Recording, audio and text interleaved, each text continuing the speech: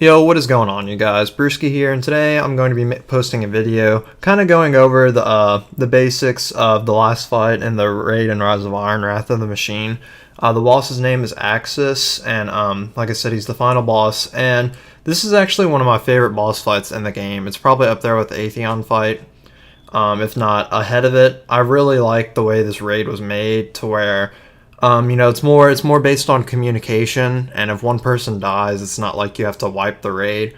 But so pretty much in this last room, there's pretty much 3 lanes that you have, so you're gonna have 2 people on each side, and it starts off the fight. I put it kind of like, I guess, more towards the end of the fight right here, and we'll get to these stages in a little bit. But at the beginning of the fight, like I said, there's 3 lanes, and pretty much you're gonna want to have 2 people in each lane. And, some Shanks and I think a Reaver Captain spawn. So you kill those, and then after 2 waves of those, a Captain comes out. 1 Captain per lane, and each lane has a different element on it. So there will be Scorch, there will be Shock, and there will be Null. And what you're going to want to do is you're going to want to kill those Captains to get their cannons. Now, when the Captains come out, you're going to randomly... 3 people in the raid team are going to randomly get what's called empowered, and we'll get over what empowered people have to do. But pretty much after you kill those captains, you're going to want to have 1 person empowered on each side. So 1 person empowered left, 1 empowered middle, and 1 empowered right.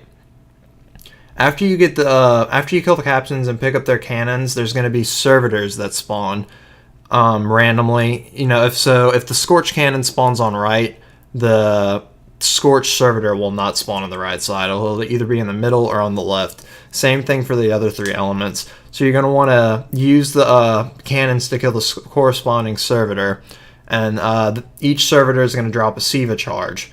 So you're going to want to pick up the Siva charges and throw them at Aksis.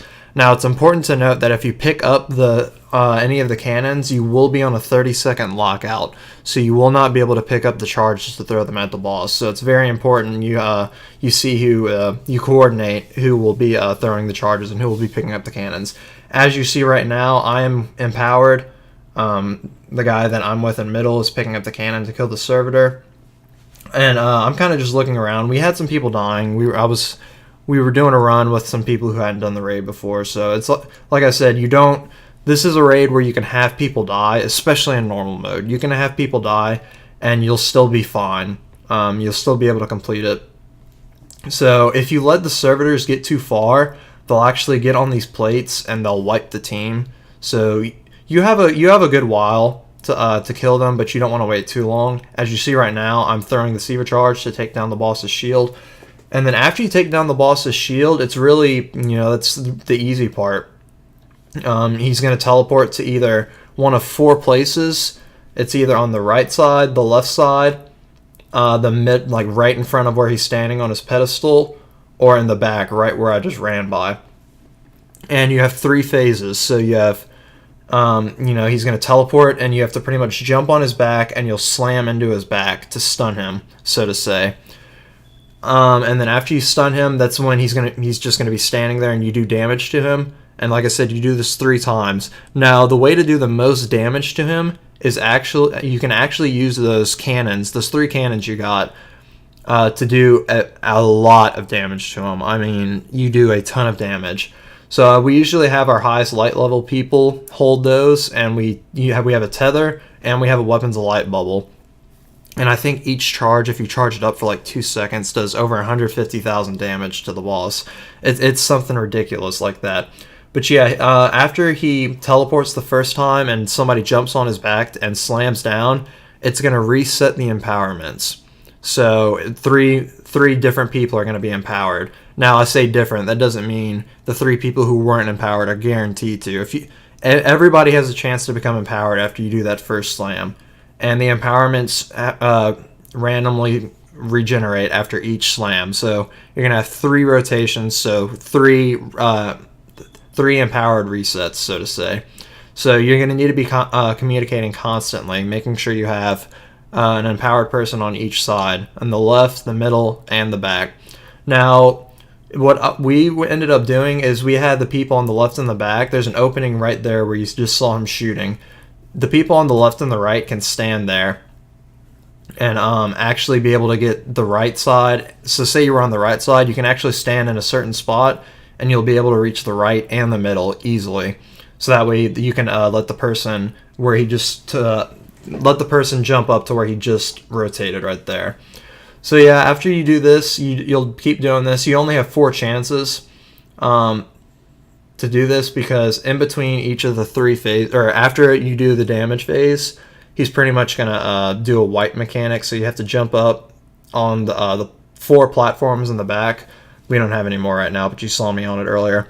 Now, when you jump on those platforms, that's a good time to use any ammo synthesis if you need to. If you run out of heavy, because you're gonna want to use heavy not only to damage the boss, but also to kill the captains, because they're pretty strong.